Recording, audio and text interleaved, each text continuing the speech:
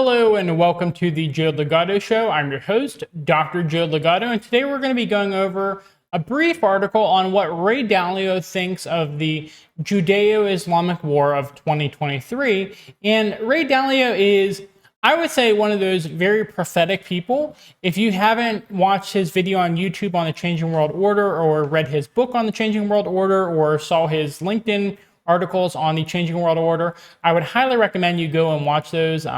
Review those, read those, etc., etc.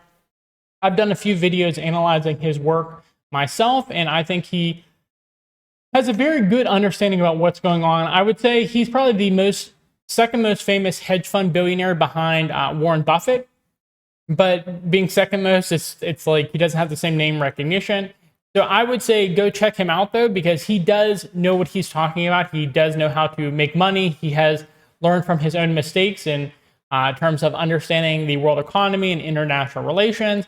And so he, I think, has a really good just kind of finger on the pulse of where the world is going. And so this article from Fortune.com talks about how hedge fund billionaire Ray Dalio just put the odds of a hot world war at 50% thanks to two brutal ground wars in Ukraine and Gaza. Okay, so I've talked about this before, which is that I do think that we are in the opening act of World War III.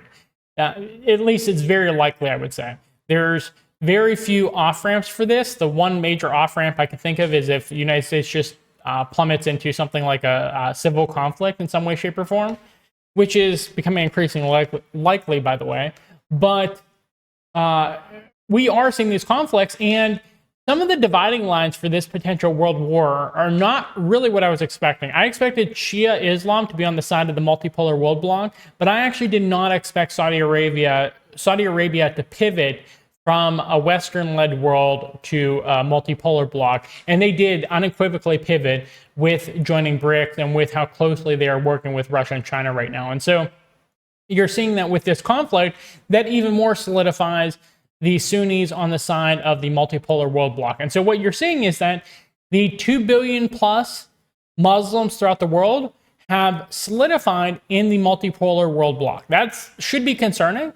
The one potential avenue for countering that huge block of people that have joined the multipolar world bloc is it might make India a little bit more wary of joining the multipolar world bloc because they already have land disputes with China, which I frankly don't think they're big enough issues to go against the multipolar world bloc, but India considers them to be something that is of great importance. And then on top of that, India, at least the Hindu nationalists in charge of India, really just blatantly do not like Muslims. And it's at least somewhat understandable given their prior conflicts with the Islamic world. However, India has tried to balance between the West and the multipolar world bloc, and with both denominations of Islam, both major denominations of Islam joining the multipolar world bloc, it becomes slightly more likely that India would either continue to balance and not pivot towards the multipolar world bloc, or may even go to the Western-led side. India and Indian people, from what I've seen, have come out strongly in support of Israel. And so that's another 1 billion people on the side of the West. So really shocking to see how these kind of splits are occurring. India is really the toss-up for me right now. Every other parts of the world, it's been pretty clear what side they're pivoting towards.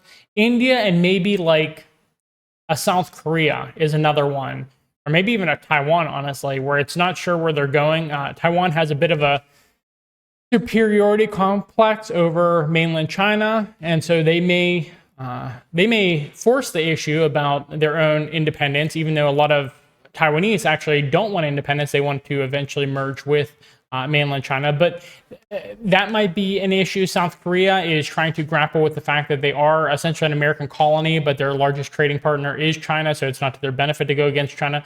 And then there's, as I mentioned, India. So there's a number of different countries that are still on the fence about which side they are on in World War III.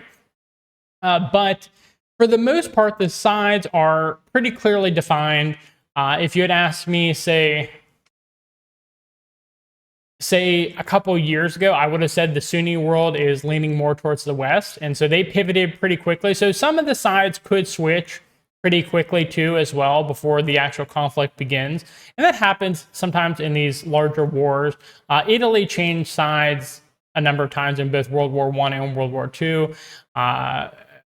So it's possible, but right now the sides are pretty clearly defined. Anyways, let's go back to this article because we're almost 5 minutes into this article and we haven't even actually started talking about it. We just started talking about the dividing lines in World War II. So World War III.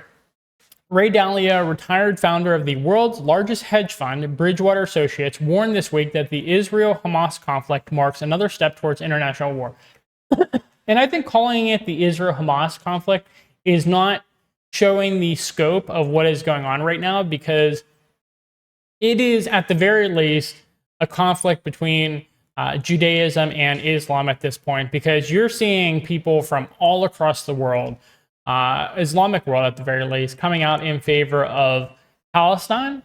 And so, yes, Hamas may have been one of the original groups to push into territory controlled by Israel, along with, I believe it was Islamic Jihad was another big one.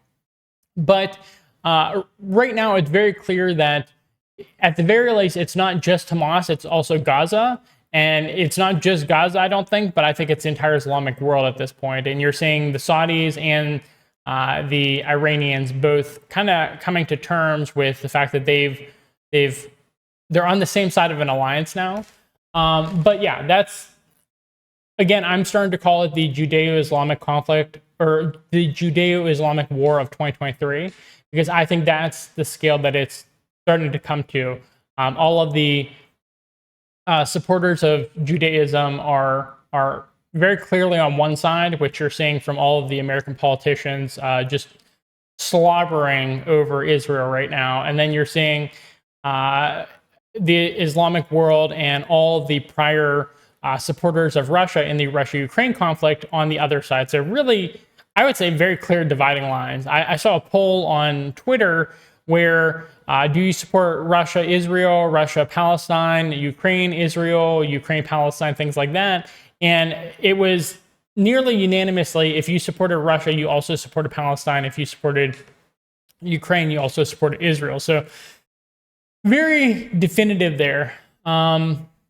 So let's go on. It appears to me that the odds of transitioning from the contained conflicts to a more uncontained hot war that includes the major powers have risen from 35% to about 50% over the last 2 years, the billionaire wrote in a Thursday LinkedIn post. And again, this is becoming more likely because BRICS is representing something more than just a loose affiliation of countries, but it's looking more and more like an alliance, barring India, to be completely honest. India is in a very unfortunate situation right now where the largest, or the major power that they are closest to is Russia, but they also have a great dislike for China because of land disputes.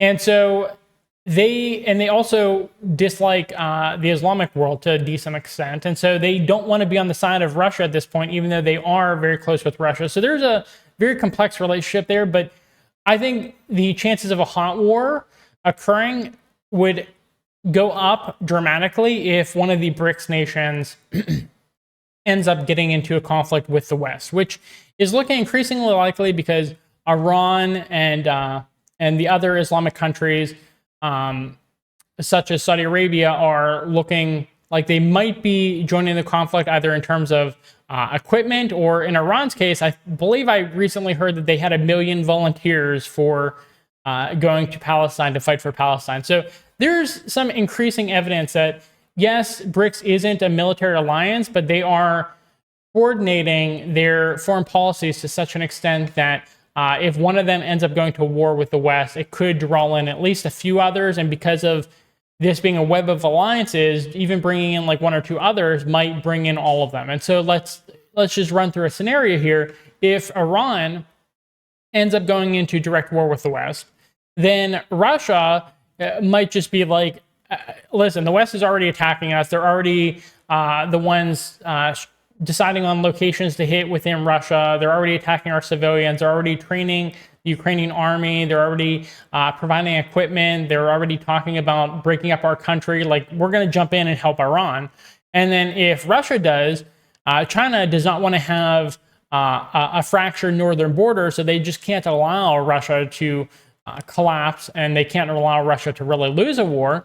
And they also would want to push for unification with Taiwan, because the United States is pushing the issue and is trying to get that province within China to rebel, along with places like Hong Kong and Tibet and Xinjiang. I don't know how you pronounce that. The Uyghur province, Xinjiang, whatever. But yeah,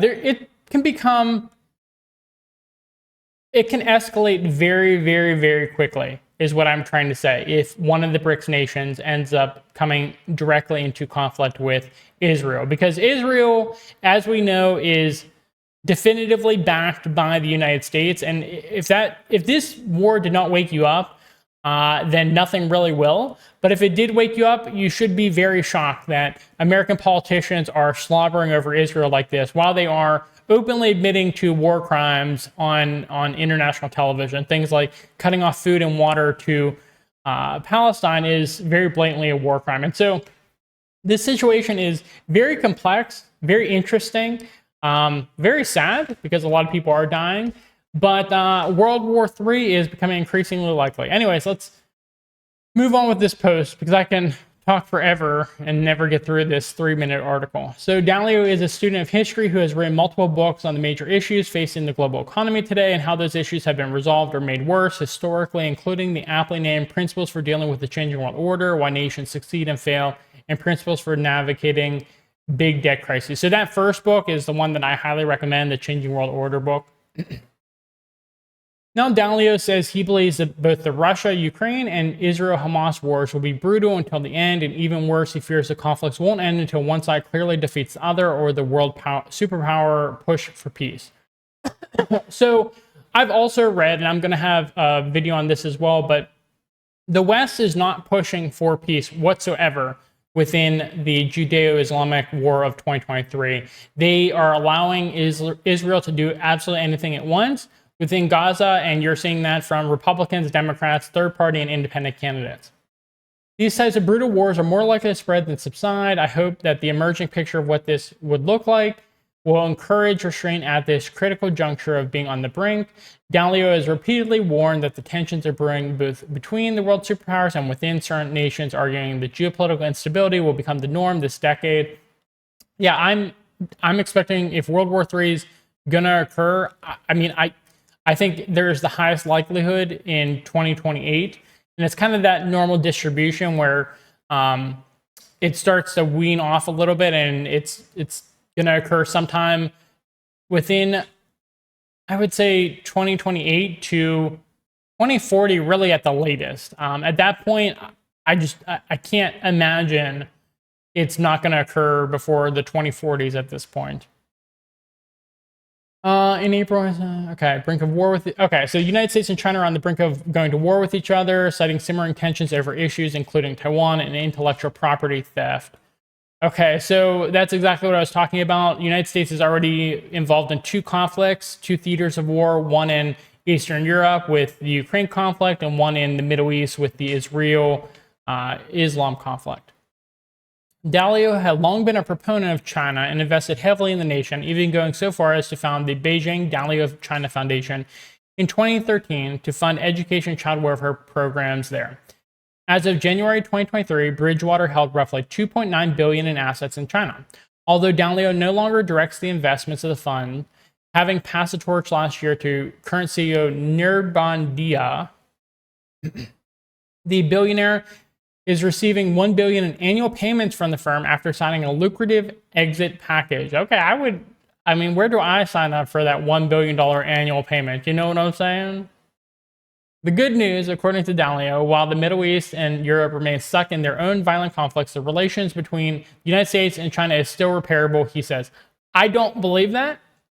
I think if the United States wanted it to be repairable, it would be repairable. But the United States, their win conditions do not allow them to repair relations with China at this point. So yes, technically repairable if the United States changed its mind, but the United States is not going to change its mind at this point because their win conditions do not allow them. Unless there's a major restructuring of the United States, in which case it would not look anything like it currently looks. Fortunately, the progression toward a world war between the biggest powers, the United States and China, has not yet crossed the irreversible line from being containable, which it is now, to becoming a brutal war between the biggest powers and their allies. He wrote, the hedge funder concluded with what he labeled his pipe dream that China and the United States would come together to broker a lasting peace in Ukraine. So I think he's looking at this wrong. He's only looking at the first layer of, can they de-escalate if they wanted to? Yes. Do they actually want to? Yes, China does want to. United States does not want to. And then you have to peel back a layer and say, well, why doesn't the United States want to? Why doesn't the United States want to de-escalate? Why don't they want peace? And the answer is it doesn't fit their win conditions. And I don't think he understands that directly. So it's unfortunate, but you have to peel back a few layers to see that. If they did that, maybe they could develop a dynamic that would bring about peace rather than conflict in other cases. Again, he's not understanding the United States' win condition is to create conflict in other nations. He wrote, referring to the conflict in the Middle East, imagine how great an alliance in pursuit of world peace between the two greatest opposing countries would be. Okay, so that is the article from Fortune. So as you can tell, he's right about some things, but wrong about other things because he disagrees with me on certain points, and I'm always right, duh. That is my commentary on this article by Ray Dalio. Ray Dalio, if you ever watch this, I'm joking. It's like a funny haha. Okay. For everyone else who is not Ray Dalio, and for Ray Dalio, I guess, if you're watching, thank you for watching. Please give us a thumbs up in the algorithm. It helps us. Please subscribe to our channel for more content and leave us a comment, question, critique, or concern in the comment box below. And I hope you have a good rest of your day. Bye.